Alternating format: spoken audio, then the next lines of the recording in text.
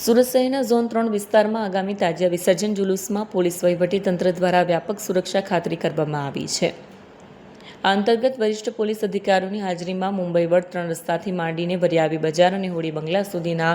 માર્ગોનું ફૂટ patrolling કરવામાં આવ્યું। Mega operation દરમિયાન જોઈન્ટ સીપી વડા બલારામ મીણા, અધિક police commissioner Karanraj Vaghela, zone 3 DCP Raghav Jain તેમજ એ ડિવિઝનના પોલીસ કમિશનર આર આહિરે સંયુક્ત રીતે સમગ્ર રૂટનું નિરીક્ષણ કર્યું।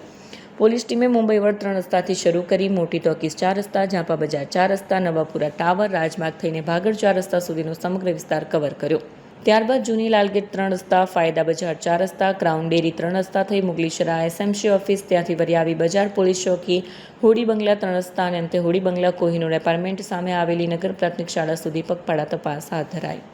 આવતા 25 અને 26 તારીખે તાજિયા મોહરમના બંદોબસ્ત અનુસંધાને માનની CP સરની સૂચનાથી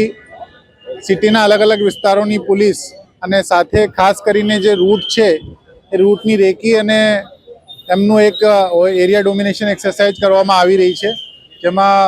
local police, ક્રાઇમની team, senior અધિકારીઓ તમામ જોડાયા છે અને સાથે અમે જે તાજિયા કમિટી છે એમના મહાનુભાવોને પણ સાથે રાખ્યા છે। એટલે આના લગતા કોઈ પ્રશ્નો હોય, કોઈ એવી કોઈ બાબત હોય જે અમારે ધ્યાને મૂકવા જેવી હોય એમની પણ અમે એમની સાથે ચર્ચા કરીશું। રૂટમાં બીજા ઓર કોઈ પ્રશ્નો હોય એમની પણ તકેદારી રાખવામાં આવશે અને એની તૈયારીના ભાગરૂપે આ એક્સરસાઇઝ કરવામાં આવી રહી છે।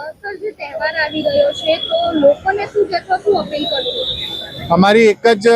રિક્વેસ્ટ છે કે આવા તહેવારોના સંદર્ભમાં ઘણી વખત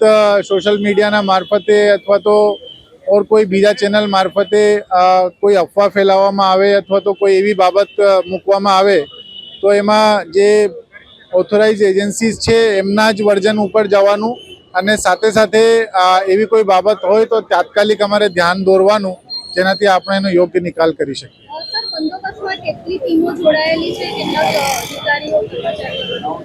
એમાં માનનીય ડીજીપી સાહેબ તરફથી એસઆરપીની ટીમ આપવામાં આવી છે,